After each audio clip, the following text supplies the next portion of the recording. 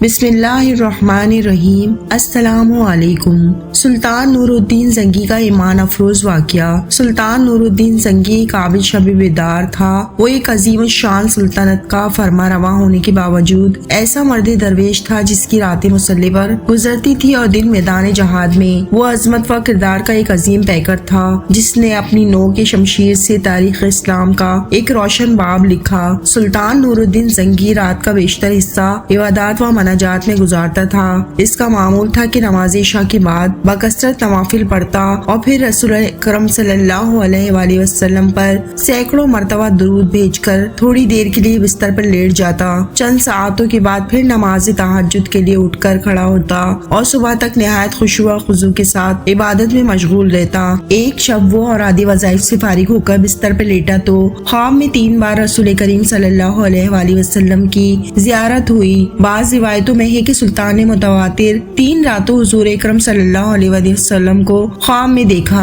ہر مرتبہ 2 آدمیوں کی طرف اشارہ کرتے ہوئے پیارے نبی صلی اللہ علیہ وآلہ وسلم نے فرمایا، نور الدین یہ آدمی مجھے ستا رہے ہیں، ان کے شر کا استحصال کر۔ نور الدین یہ خواب دیکھ کر سخت مضطرب ہوا، بار بار استغفار پڑھتا اور رو رو کر کہتا، میرے آقا و مولا کو میری جیتے جی کوئی ستائے یہ نہیں ہو سکتا۔ میری جان، مال، آل و اولاد سب آقائے مدنی پر نثار ہے۔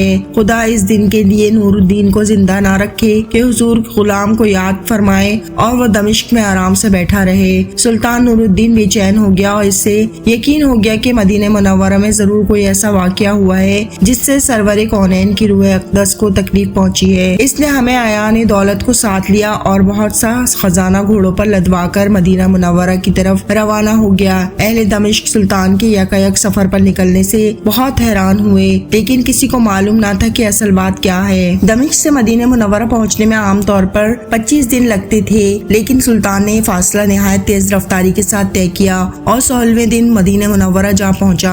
اہل مدینہ اس کی اچانک آمد پر حیران رہ گئے۔ سلطان نے آتے ہی شہر میں آنے جانے کے دروازے بند کرا دیے، پھر منع کرا دی کہ آج تمام اہل مدینہ اس کے ساتھ کھانا کھائیں۔ تمام اہل مدینہ نے نہایت خوشی سے سلطان کی دعوت قبول کی۔ اس طرح مدینہ منورہ کے تمام لوگ سلطان کی نظر سے گزرے، لیکن ان میں وہ 2 آدمی نہیں تھے جن کی شکلیں اسے خواب میں دکھائی گئی تھیں۔ سلطان نے اکابر شہر سے پوچھا کہ کوئی ایسا شخص تو باقی نہیں رہا جو کسی وجہ سے دعوت میں شریک نہ ہو سکا ہو۔ انہوں نے عرض کی، اہل مدینہ سے تو کوئی ایسا شخص نہیں رہا جو دعوت میں شریک نہ ہوا ہو، البتہ 2 خدا رسیدہ مغربی جو مدت سے مقیم ہیں یہاں۔ یہ دونوں بزرگ عبادت میں مشغول رہتے ہیں، اگر کچھ وقت بچتا ہے تو جنت البقیع میں لوگوں کو پانی پلاتے ہیں، اس کے سوا وہ کسی سے ملتے ملاتی نہیں۔ سلطان نے حکم دیا، ان دونوں کو بھی ضرور یہاں لاؤ۔ جب وہ دونوں سلطان کے سامنے حاضر کیے گئے تو اس نے ایک نظر میں پہچان لیا کہ یہ وہی 2 آدمی ہیں جو اسے خواب میں دکھائے گئے تھے۔ انہیں دیکھ کر سلطان کا خون کھول اٹھا، لیکن تحقیق حال ضروری تھا کیونکہ ان کا لباس زاہدانہ اور شکل و صورت مومنوں کی تھی۔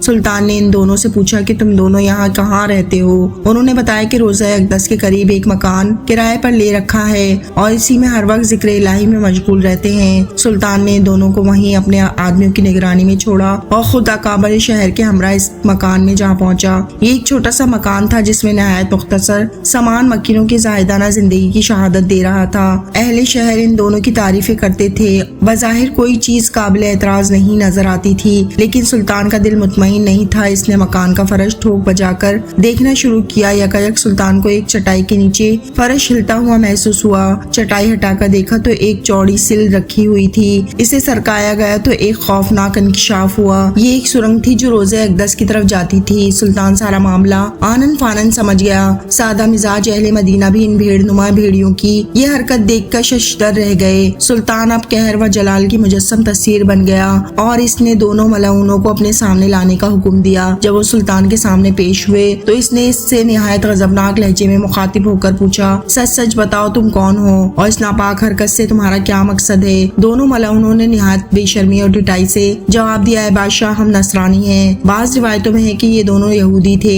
اور اپنی قوم کی طرف سے تمہارے پیغمبر کی لاش چرانے پر مامور ہوئے ہیں۔ ہمارے نزدیک اس سے بڑھ کر اور کوئی کار ثواب نہیں ہے، لیکن افسوس کہ عین اس وقت جب ہمارا کام بہت تھوڑا باقی رہ گیا تھا تم نے ہمیں گرفتار کر لیا۔ ایک روایت ہے کہ یہ سرنگ حضرت عمر کے جسد مبارک تک پہنچ چکی تھی، یہاں تک کہ ان کا پاؤں ننگا ہو گیا تھا۔ سلطان کا پیمانہ صبر لبریز ہو گیا۔ اس نے تلوار کھینچ کر ان دونوں بدبختوں کی گردنیں اڑا دی اور ان کی لاشیں بھڑکتی ہوئی آگ کے الاؤ میں ڈلوا دی۔ یہ کام انجام دے کر سلطان پر رقت طاری ہو گئی اور شدت گریہ سے اس کی گگی بن گئی۔ وہ مدینہ منورہ کی گلیوں میں روتا گھومتا اور کہتا تھا، اے ذہ نصیب کے اس خدمت کے لیے حضور صلی اللہ علیہ وسلم نے اس غلام کا انتخاب فرمایا۔ جب ذرا قرار آیا تو سلطان نے حکم دیا کہ روضہ نبوی صلی اللہ علیہ وسلم کے گرد ایک گہری خندق کھود دی جائے اور اسے پگھلے ہوئے سیسے سے بھر دیا جائے۔ سلطان کے حکم کی تعمیل میں روضہ اطہر کے چاروں طرف اتنی گہری خندق کھودی گئی کہ زمین سے پانی نکل آیا۔ اس کے بعد اس میں سیسا بھر دیا گیا۔ یہ سیسے کی دیوار روضہ اقدس کے گرد آج بھی موجود ہے اور انشاءاللہ ابد تک قائم رہے گی۔ آج بھی اہل مدینہ سلطان نور الدین کا نام نہایت محبت اور احترام سے لیتے ہیں اور ان کا شمار نفوس قدوسی میں کرتے ہیں، جن پر سید البشر نے خود اعتماد کا اظہار فرمایا اور ان کے محب رسول ہونے کی تصدیق فرمائی۔ اللہ کی محبت کی طرح اللہ کے نبی صلی اللہ علیہ وسلم کی محبت بھی ایک عظیم دولت ہے۔ عشق کی رسالت جسے مل گیا وہ دنیا آخرت میں کامیاب ہو گیا۔ ہمیں بھی چاہیے کہ اپنے دل میں دنیا کی ہر چیز سے زیادہ اپنے اللہ کی محبت رکھیں۔ آمین یا رب العالمین۔